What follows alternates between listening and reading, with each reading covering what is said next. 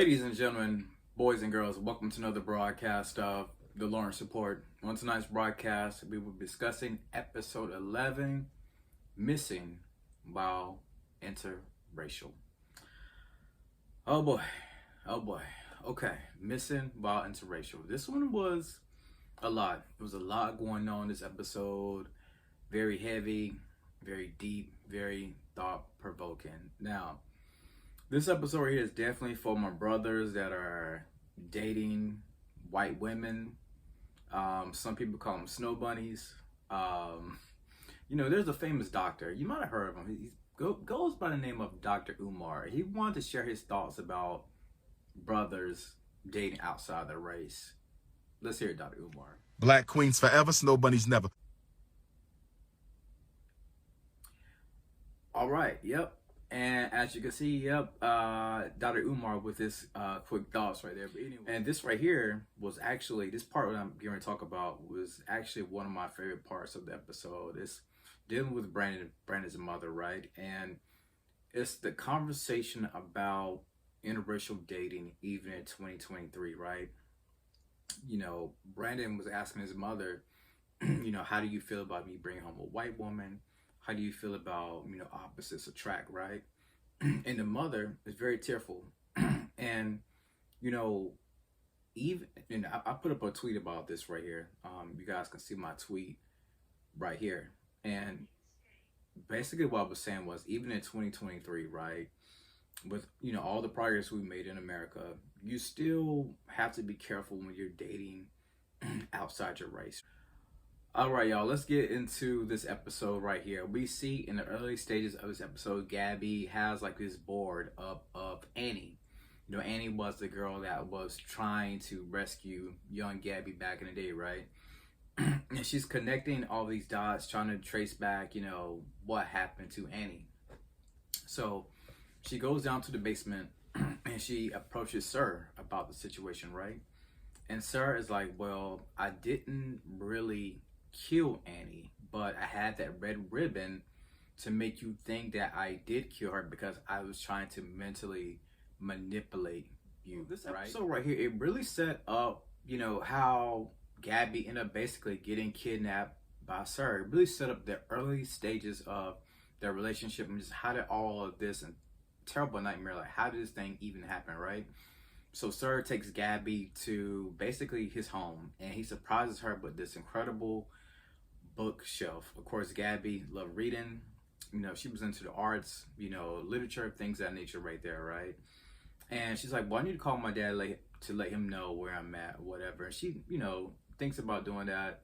But Sir, as crazy as he is, he tries to convince Gabby that, we're family. Like, we should be here. And there's a boy that Sir is actually jealous of, believe it or not, which is even more crazy. Like, how you gonna be a teacher falling in love with one of your students?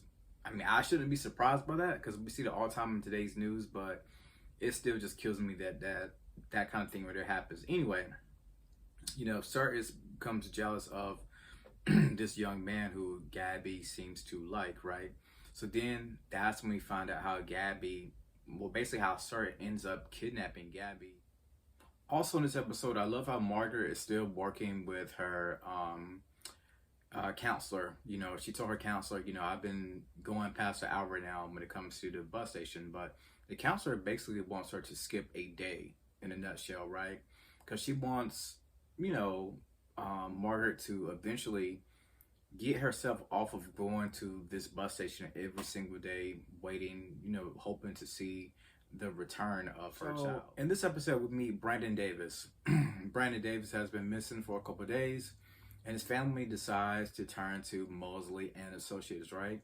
And while they're getting some information on Brandon's disappearance, apparently there was a detective that was looking at the case, but the case was kind of dropped by the detective, and it turns out that the detective was Officer Trent. So Gabby and the rest of the team was shocked and pretty pissed off of wondering why in the world would Officer Trent drop this case right here, or why was he no longer paying attention to this case. So Officer Trent basically he kind of saves himself a little bit, right? Because he does have some information on Allison. Allison is also the woman in this interracial case right here that is currently dating the black man Brandon. He has some valuable information when it comes to text messages and things of that nature right there. But unfortunately, Allison's mother goes to the police already, and she kind of holds this press conference, right? And she's basically blaming Brandon for the disappearance of her daughter, right? So the facts are in limbo. Everything is currently in jeopardy in the worst way possible. So unfortunately, as I said earlier, basically Allison's mother jumps the gun, right? And she paints Brandon already as the person that has abducted her daughter and that he basically, he is a bad man. And of course, we know, if you're a black man dating a white woman like this right here, they're going to paint you as a big, bad boogeyman type villain. So even Gabby is like, you know what? Let me see if I can flip this thing around. Like, let me see if I can make some press rounds and try to clean this thing up, right? So Gabby, she agrees to go on this kind of like a CNN DC type late night show, right? And she's basically trying to help clean up Brandon's you know, his image, right? She talks about how he's a hero, how he's in the military, and things of that nature. But it doesn't go as good as we thought it was going to be, right? There is unfortunately some propaganda that was about to come on the show. There is a guy by the name of Harwell Justice. He is kind of like one of those. I think I had a tweet that said he's kind of like a Bill O'Reilly spin factor type, one of those type guys, or they're one of those gotcha type pundits, basically, right? He talks about how Brandon, before Allison was abducted, that he went out to buy a knife and also brought some rope, right? So of course, this guy right here is basically fanning the flames of propaganda and things of that nature. Like, he's fear mongering. That's what I'm looking for. He's basically fear. So unfortunately, it was true that yes, Brandon did buy a rope and a knife, but the team is trying to figure out, how is that so? Is that really such a coincidence right there? And now there's talks of vigilantism. Even in today's time, I love how they tie that to real life situations that we see, how people try to take the law in their hands. So now Brandon is in even more, trouble because of the situation with the rope.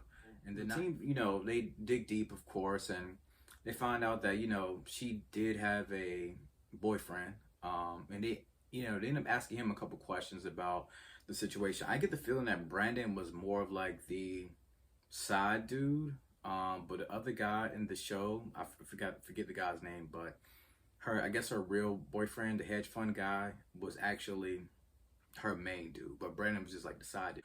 So we see later in this episode that the parents, both Brandon and Allison parents, are called to the office of Mobley and Associates, and they're trying to figure out, Gabby asked him, where do you think your children possibly could have ran off to? And the mother mentions a place where, she was once proposed at.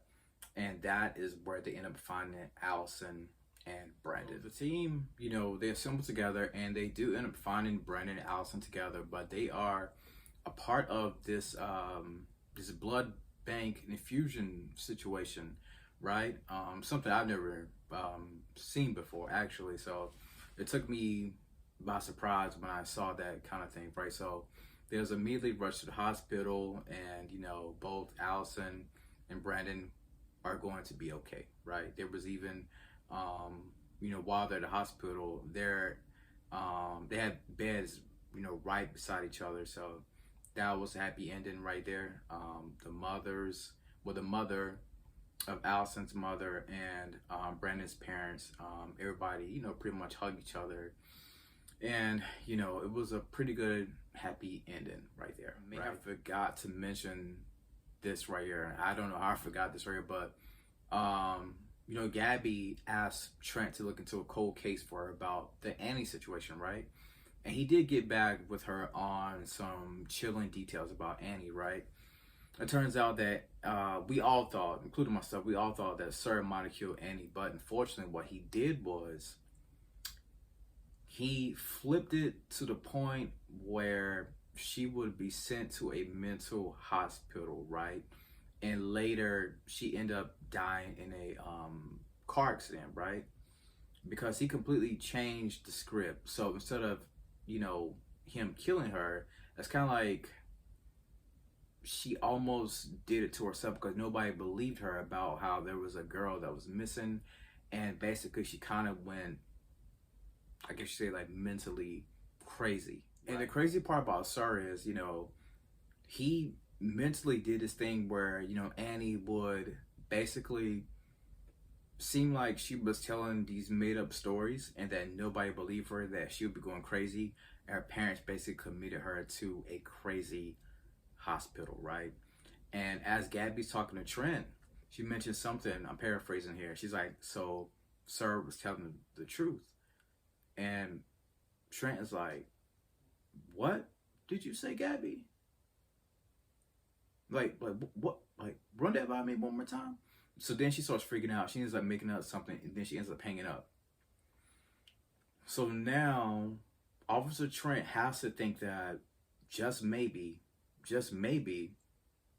Gabby knows that Sir is alive, and she's been keeping in contact with Sir. So so this is basically it for the rest of this season right here. We got 2 more episodes left, but it won't come back until January.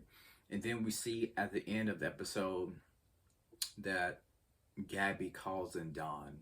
I've always referred to Don as, he's kind of like her Hulk, right?